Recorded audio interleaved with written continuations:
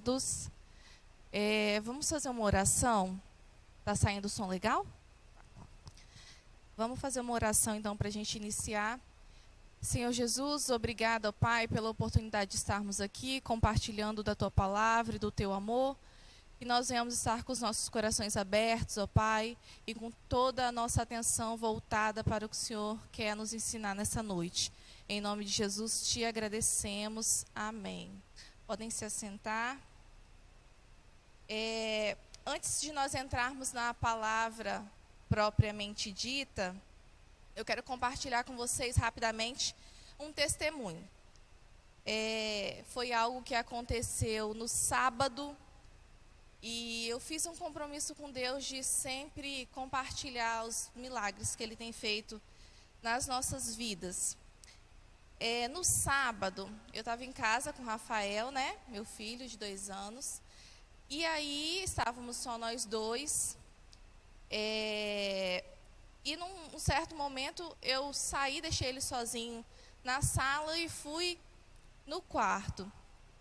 E aí, de repente, ele só me chamou assim, mamãe, e eu vim, ele estava no quarto dele, próximo do ventilador, que é aqueles de chão, né? Mas para mim estava tudo normal. Quando eu cheguei na sala, a televisão estava desligada. E quando eu entrei, ela estava ligada. Aí eu falei, gente, o que aconteceu com essa televisão? Desligou tudo? Aí mexi na tomada, achei que era a tomada, a televisão não ligava. E aí eu achei estranho, liguei para Messias, que é eletricista, né? Fui logo pedir ajuda. Eu falei, amor, eu entrei aqui, quando eu voltei, a televisão desligou.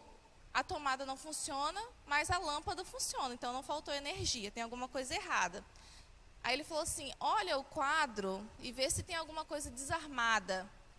Aí eu fui lá no quadro olhar, tinha o interruptorzinho das tomadas desarmado. E foi aí que a gente começou a entender o que tinha acontecido.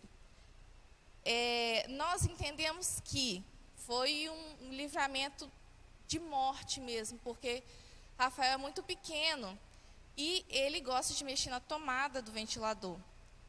E aí eu fui olhar a tomada, estava descascada.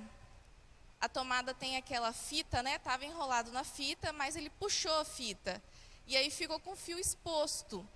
Quando ele puxou, acredito eu que tenha dado algum tipo de faísca, alguma coisa, por isso ele me chamou.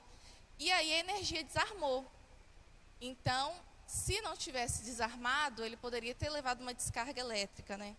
E só Deus sabe o que teria acontecido.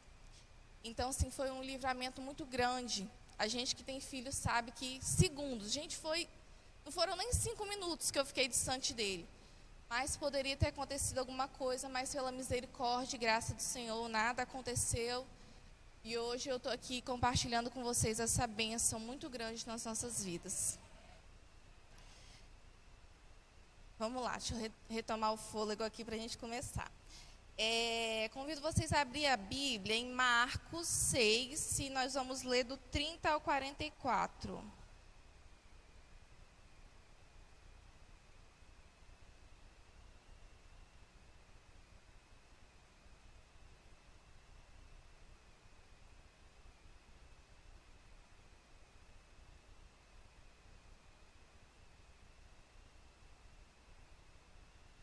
Podemos ler? O título é a primeira multiplicação dos pães.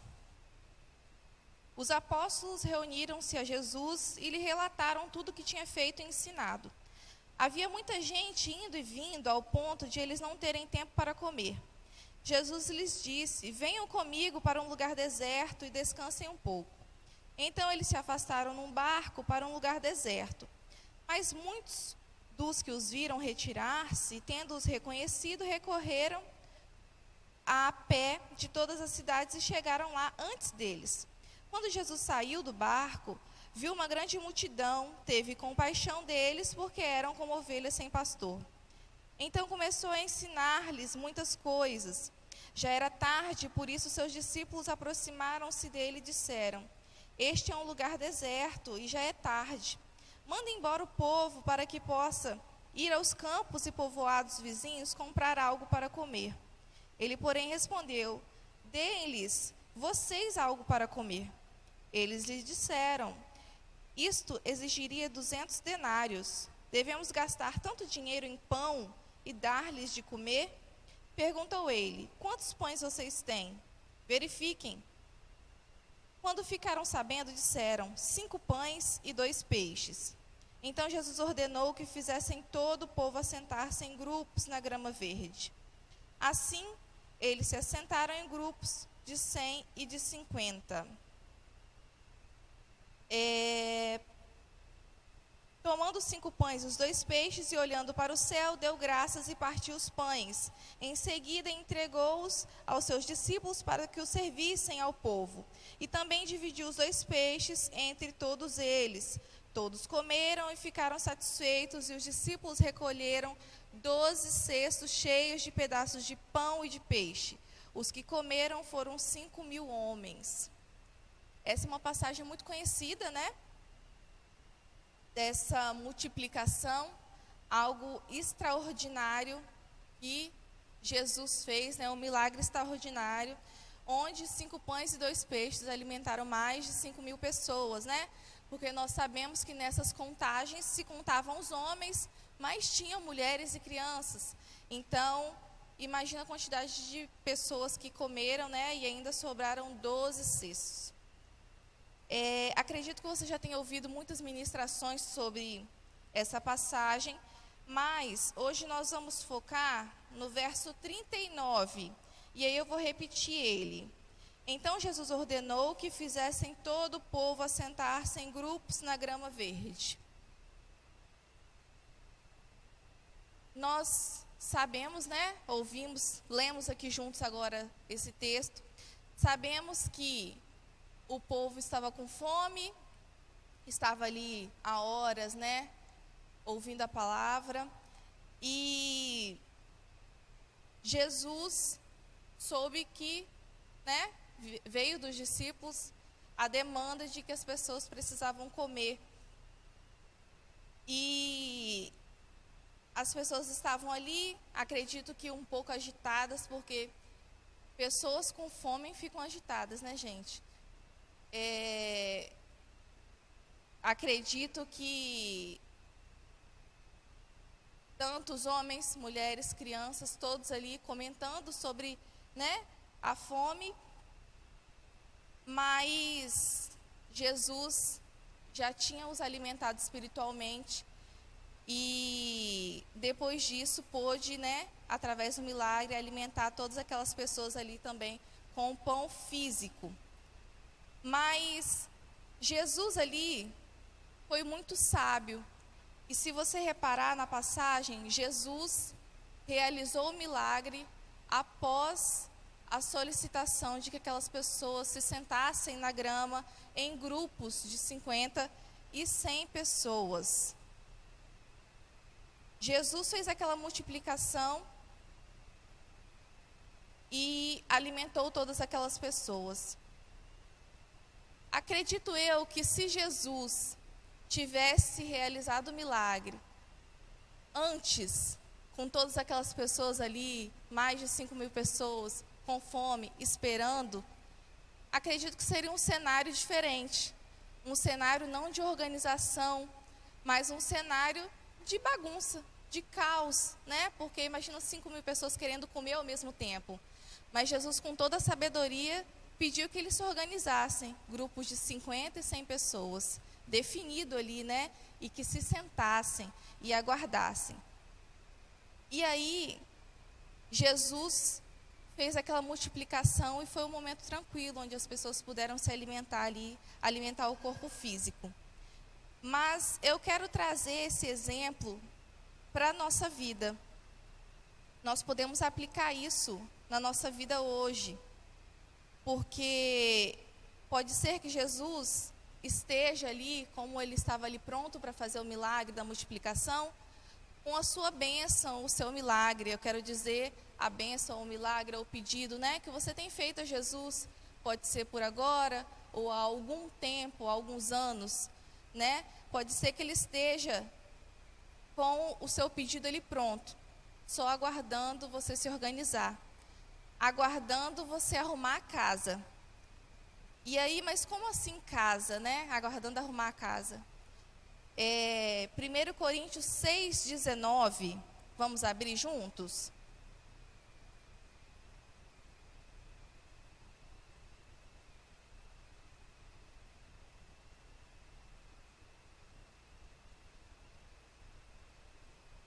Diz assim: acaso não sabem que o corpo de vocês é santuário do Espírito Santo, que habita em vocês, que lhes foi dado por Deus e que vocês não são de vocês mesmos?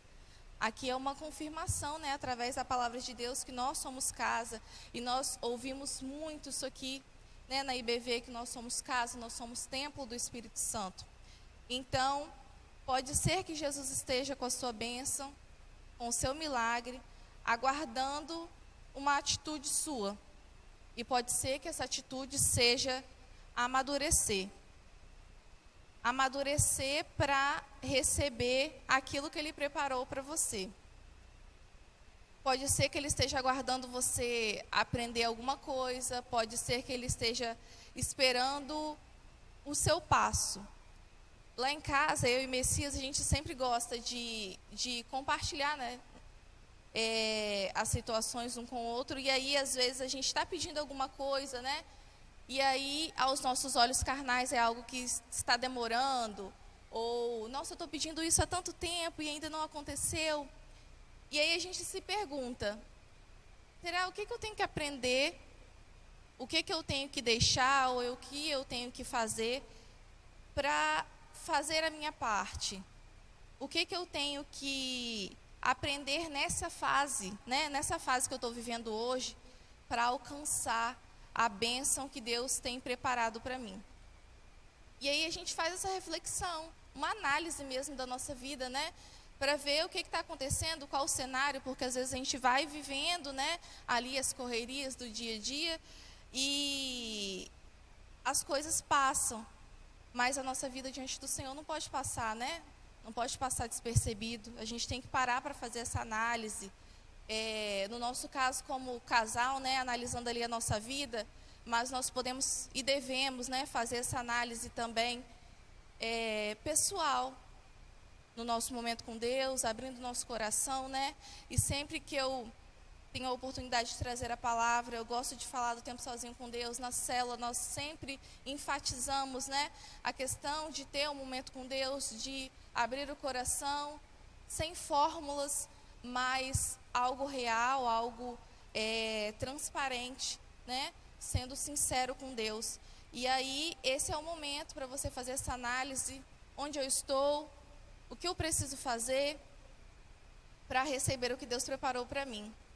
E aí nós precisamos, a todo tempo, orar a Deus, né? Para que Ele venha abrir os nossos olhos para enxergarmos o que Ele quer para nós, enxergarmos a ação que nós precisamos fazer e para alcançar mesmo o que Ele preparou. E nós sabemos que Ele sempre tem para nós algo além do que nós pedimos e imaginamos. E além disso, né, além dessa ação, pode ser que o que você tenha que fazer é esperar. E pergunto para vocês, quem gosta de esperar? Né? Qualquer tipo de coisa. Levanta a mão quem gosta de esperar, gente. Ninguém gosta de esperar. Eu não gosto de esperar. Mas uma coisa que eu tenho aprendido e colocado em prática, assim, no meu cotidiano mesmo, nas rotinas de dia a dia, é aproveitar o tempo de espera. E pode ser que esse tempo seja longo, né? Como eu falei, de dia a dia, nós geralmente ficamos esperando. Consulta médica, a gente tem que esperar, né? Fica ali aquele tempo esperando. Banco, a gente sempre fica um tempo esperando. Mas o que eu vou fazer com esse tempo que eu estou ali esperando, né? Vou gastar nas redes sociais, eu fazia muito isso. E de vez em quando ainda faço, porque eu falei que estou aprendendo. Mas o que eu estou aprendendo? Usar esse tempo para o que vai, né, saciar o meu espírito, que é levar a Bíblia. Se não quiser levar a Bíblia, vê no celular, né? Tem aplicativo, tem leitura pela própria internet, né, nos sites que disponibilizam a Bíblia, um livro que vá, né, trazer um ensinamento para você. Então, é usar esse tempo para crescer, ao invés de simplesmente ficar ali esperando, murmurando, né, porque a gente reclama. Nossa, estou aqui esperando há 1 hora. Gastei o meu tempo todo aqui, mas ao invés de gastar, nós podemos investir o tempo. Investir na nossa vida espiritual, investir ali no conhecimento da palavra de Deus. E eu até comentei na última célula que a Bíblia é algo assim que nós precisamos investir, mesmo não querendo, porque a nossa carne, nós já aprendemos aqui, já ouvimos isso muitas vezes, ela quer fazer o que ela quer, né? Que é o cômodo, que é o parado, o descanso, mas nós precisamos fazer mesmo assim e massacrar a nossa carne, e investir o nosso tempo na leitura da Bíblia. E ao passo que você lê, você vai criando uma curiosidade. Eu, até algum tempo, na verdade, até nos primeiros tempos, assim, após me converter, eu lia muitos livros. Livros, né, com diversas temáticas. Eu lia vários livros por ano. Lia um livro da espessura da Bíblia em uma semana. Lia muito, muito mesmo. E aí, eu lia muito porque me dava aquela curiosidade, né? Comecei a ler o que vai acontecer com esse personagem, comecei a ler o que vai acontecer no final, dá aquela curiosidade. E aí eu ia lendo, quando eu ia ver já tinha terminado. E aí eu passava para o próximo livro. Ganhava muitos livros, comprava muitos livros. E aí eu preciso investir toda aquela curiosidade que eu tinha na Bíblia, porque, gente, são histórias maravilhosas, histórias que fortalecem, né, a nossa fé, que aumentam a nossa fé. E ao passo que você lê, a curiosidade vem, você só precisa começar, né? E eu gosto de compartilhar com o Messias as histórias que eu vou lendo, para criar curiosidade nele também, e o interesse de ler também, né? Nós podemos compartilhar uns com os outros. A gente gosta de fazer uns quiz bíblicos para criar curiosidade. Nós fizemos uns dias atrás, aí tinha pergunta: quem foi que caiu da janela porque dormiu ao ouvir a palavra? Eu falei, gente, eu não sei dessa história. Pelo menos eu não me lembro, eu preciso recordar se eu já ouvi. Que história é essa? E aí fomos para procurar que história era essa, para entender, para recordar, porque às vezes a gente ouve, né, no meio de alguma ministração e acaba passando, a gente não guarda. E aí nós fomos buscar que história era essa, o que aconteceu, qual era, né, todo o contexto da história. Então nós precisamos começar. Não tenho vontade de ler, lê a si mesmo. É da mesma forma de orar. Não tenho vontade de orar, ora a si mesmo que a vontade vai vir. Lê a si mesmo que a curiosidade de saber ali e de conhecer cada dia mais, né, o que Deus fez, o que Deus ainda pode fazer nas nossas vidas.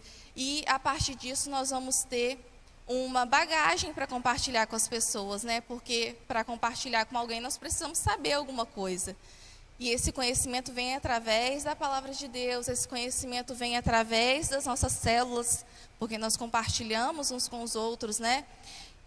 A palavra vem através das nossas celebrações e cultos e oportunidades que nós temos, através dos treinamentos que nós temos, e aqui na IBV nós sabemos que temos muitas oportunidades de treinamento, né? Então são várias as formas e ferramentas que nós temos para aprender e nós venhamos usufruir, né, desse conhecimento. Então, voltando a falar da espera, então, enquanto nós estamos aguardando algo que Deus tem para nós, ou que nós estamos pedindo, que nós venhamos limpar a nossa casa, né? Que nós venhamos abandonar pecados. Nós já ouvimos aqui sobre pecados de estimação, que são aqueles que nós vamos carregando ali. Ah, mas eu gosto de fazer isso, eu gosto tanto de fazer isso, né? Mas a gente tem que pedir ao Senhor, Senhor, me liberta disso, porque isso não é algo que vai, né, a crescer na minha vida. me liberta desse pecado, desse desejo, dessa mania, dessa vontade. Precisamos orar, precisamos nos santificar, né, através da oração, através do jejum. E nós precisamos perdoar. E com tudo isso, nós vamos preparar a nossa casa, né, como eu falei inicialmente, para receber o que Deus tem para nós. Inclusive, essa semana, o Messias falou uma frase que eu tinha escrito aqui, para poder compartilhar, que é: o Senhor não vai trazer uma bênção para a sua vida, Ele não vai te dar algo para você transformar aquilo em maldição. Ele não vai te dar uma bênção para você transformar em caos. Ele não vai te dar uma bênção para você transformar em algo que vai acabar te afastando dele. Então, que nós venhamos ter venhamos pedir ao Senhor para abrir os nossos olhos mesmos, para nós identificarmos isso. E ainda sobre espera, vamos ler Eclesiastes 3, de 1 a 8.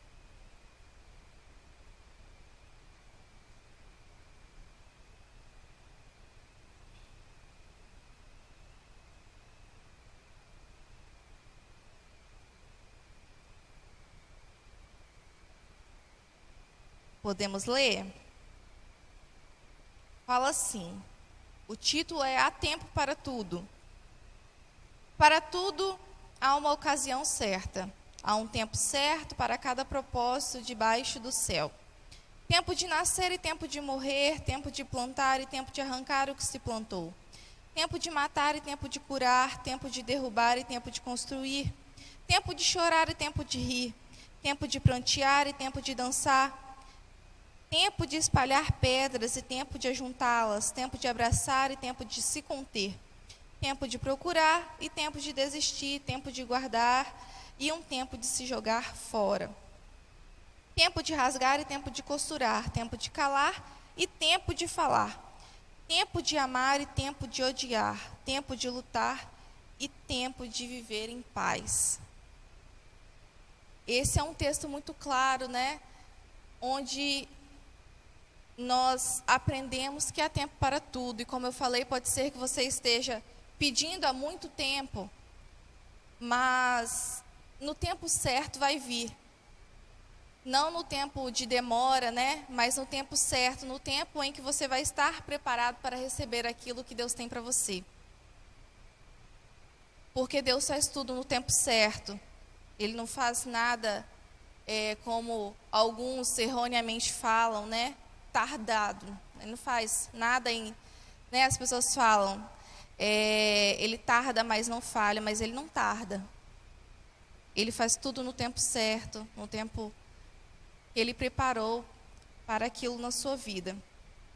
Então eu digo para você, fique tranquilo, confia no Senhor, faça como aquelas pessoas da passagem que nós lemos, né? Que obedeceram, ouviram ali a orientação de ir para a grama, se sentar e, apesar de estar com fome, aguardar o que Deus tinha para elas, né? O que Jesus iria fazer ali logo após, que foi a multiplicação. Então, aguarde e espere o tempo de Deus para aquilo na sua vida. Mas espere sabendo que você já fez o que foi ordenado para você. Eu não sei o que você tem pedido a Deus. Tenho certeza que cada um aqui tem um pedido, cada um aqui tem uma situação na sua vida, em alguma área. Mas eu convido você a fazer uma reflexão. Nós vamos ouvir um louvor e aproveite esse tempo para fazer uma reflexão do que você precisa fazer, do que você precisa deixar, do que você precisa aprender. Se você já fez o que foi ordenado e agora você precisa sentar e aguardar. E se você quiser, vem aqui à frente, nós vamos orar juntos, pedindo ao Senhor que venha abrir os nossos olhos espirituais e que nós venhamos estar atentos, os nossos ouvidos atentos ao que Ele quer nos ensinar, ao que Ele quer nos falar nessa noite.